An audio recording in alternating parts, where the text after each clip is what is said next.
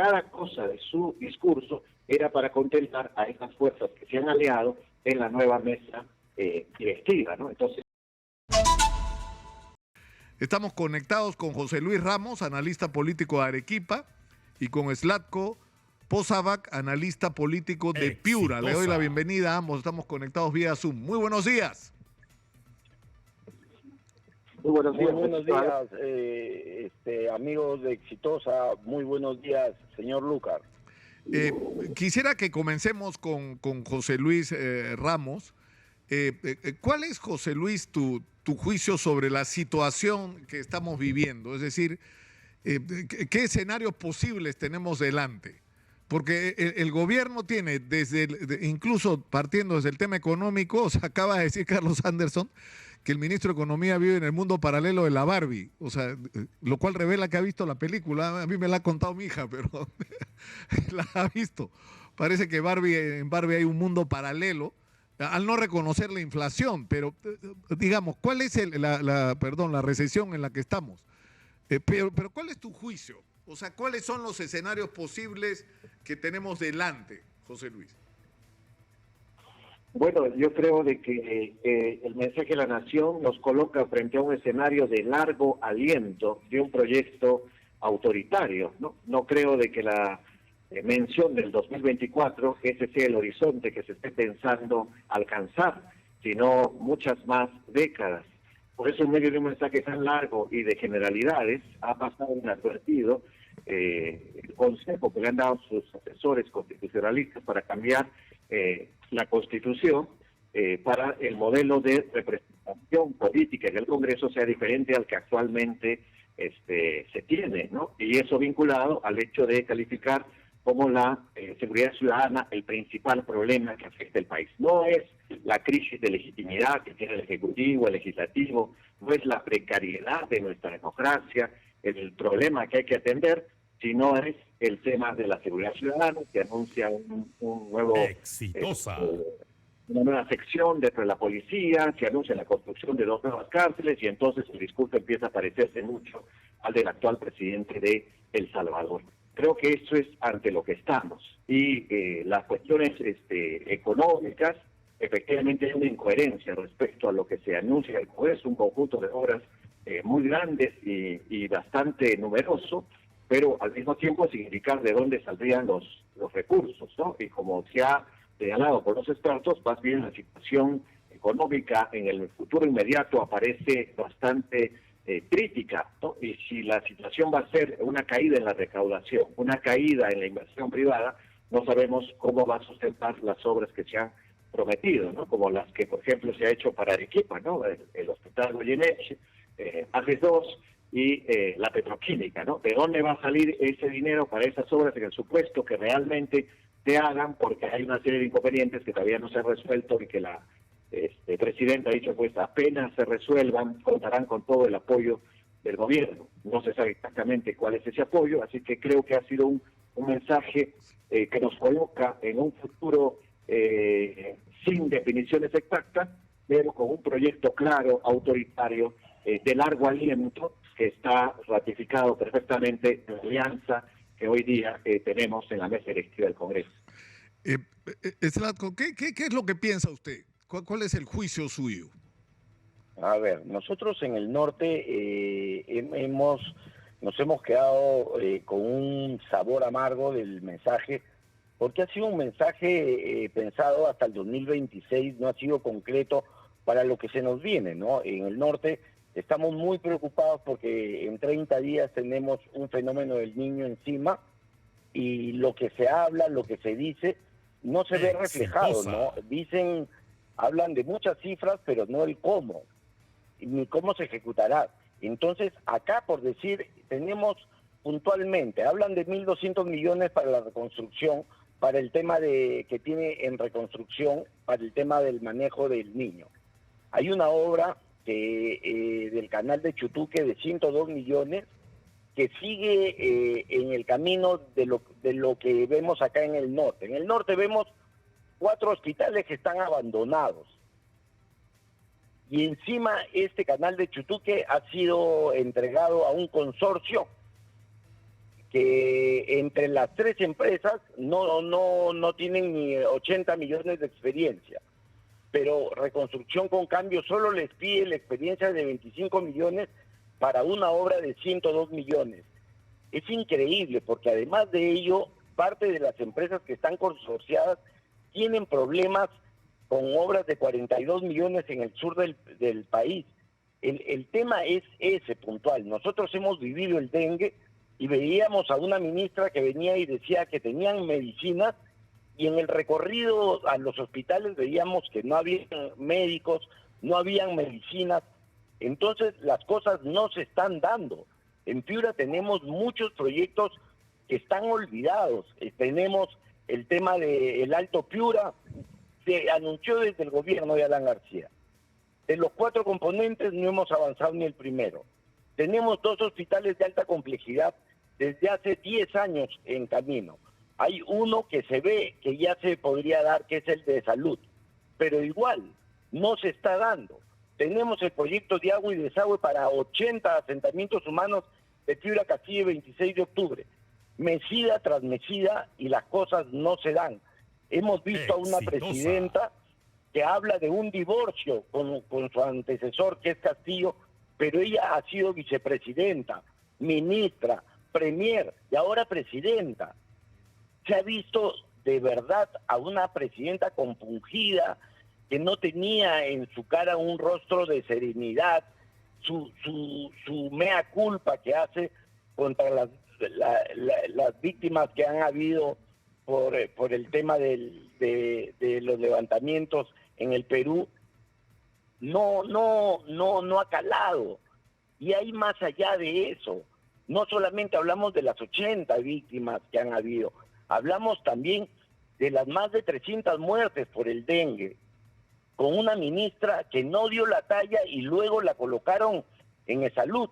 Y hoy ha sido removida de salud, y la persona que está en salud ya está teniendo problemas de malos manejos. Entonces, vemos que es más de lo mismo. Vemos que pareciera que el que maneja las líneas del gobierno es Otárola, y se está manejando mal.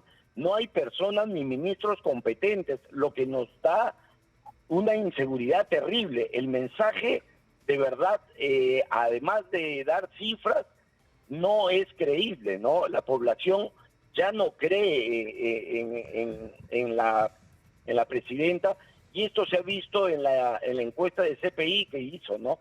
El 80% no cree en la presidenta, el 90% no cree en el Congreso, el 72% no cree en la policía.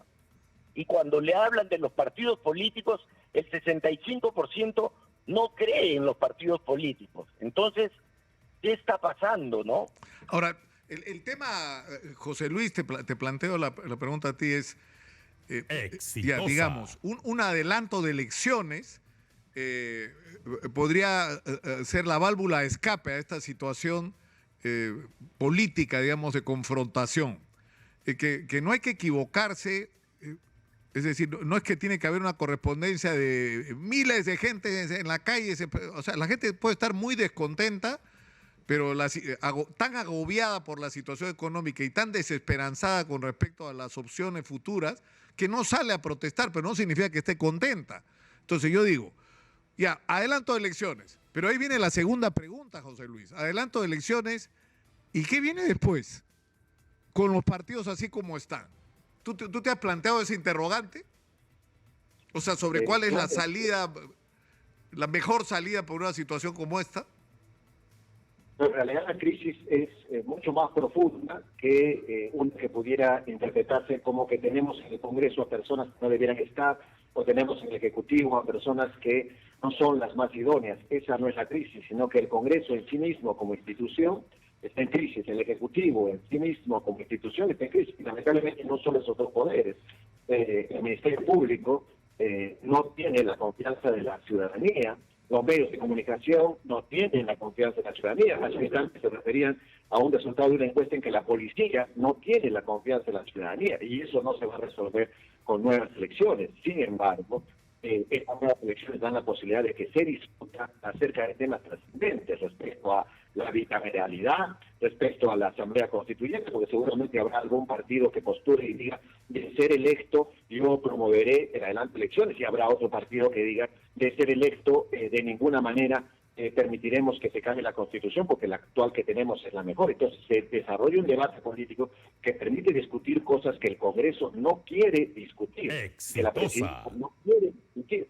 Y por eso anuncia modificaciones en el sistema de representación, que implica la eliminación de las cifras repartidoras, es decir, que implica la desaparición de la participación de los grupos minoritarios. Entonces vamos a tener un Congreso compuesto por grupos mayoritarios.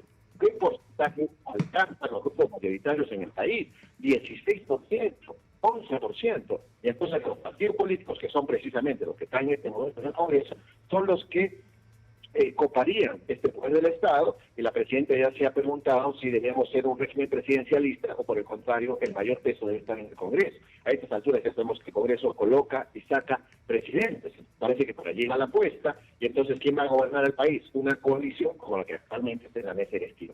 Por eso me parece que el mensaje no ha tenido reacciones de parte del Congreso, sino que al revés, el mensaje ha sido una reacción a lo que ocurre en el Congreso. Por eso la presidenta ha pedido disculpas de la boca para afuera, para que la bancada de Perú Libre diga era necesario, era importante, reconocemos ese gesto, ¿no? Y al mismo tiempo ha dicho la seguridad ciudadana es el principal problema del país y hay que actuar con mano dura, para que Renovación Popular diga muy bien, excelente señora presidenta, lo mismo que Avanza País, ¿no? Y así cada cosa de su discurso era para contentar a estas fuerzas que se han aliado en la nueva mesa directiva, ¿no? Entonces, estamos ante una presidenta que no tiene una bancada, sino ante un Congreso que tiene una presidenta, y un Congreso que dirige al país no según el proyecto político presentado en las anteriores elecciones y que recibió el apoyo de la ciudadanía, sino exactamente todo lo contrario. En su instante se hacía referencia al hecho de que la presidenta fue, hasta poco antes de que Castillo intentara el golpe de Estado, su ministra, no solo su ministra, su vicepresidenta, y ella en su discurso dijo que Castillo muy pronto, con su entorno familiar más cercano y otros allegados, y su gabinete, constituyó una organización criminal. La señora parece que no recuerda que era parte de su gabinete, o que el discurso estaba hablando en primera persona y luego la presidenta ha leído ese discurso que no había sido hecho por ella, ¿no?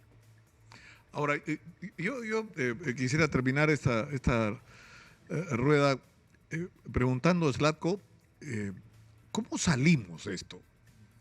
¿Cómo salimos? ¿Cómo hacemos? Porque yo creo, a mí me ha pasado, en Piura uno le pregunta a los analistas, a las facultades especializadas, al Colegio de Ingenieros, a la Cámara de Comercio, lo que hay que hacer. Todo el mundo tiene claro lo que hay que hacer en Piura hace rato, ¿ah? No solamente en términos de prevención de desastres, ¿no es cierto?, sino en términos de un plan de desarrollo para la región. Pero el problema es que nada de eso ocurre. Entonces, ¿qué es lo que, o sea, cómo salimos de este entrampamiento? Como que el poder de decisión lo tenemos secuestrado, ¿no?, por partidos que ni siquiera merecen el nombre.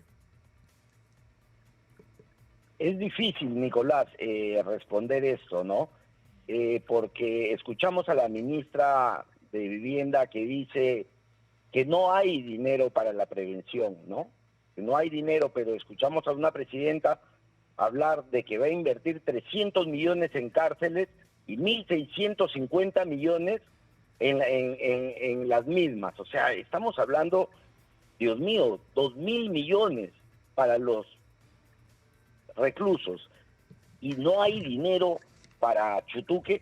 Chutuque cuesta 400 millones la obra definitiva para que Piura no se inunde.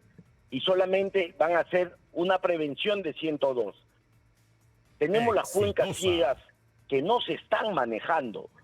Entonces, no sabemos si hay incapacidad, no sabemos si hay mal manejo del dinero, pero lo único que sabemos es que el país está patas arriba y que los ministros no están dando la talla.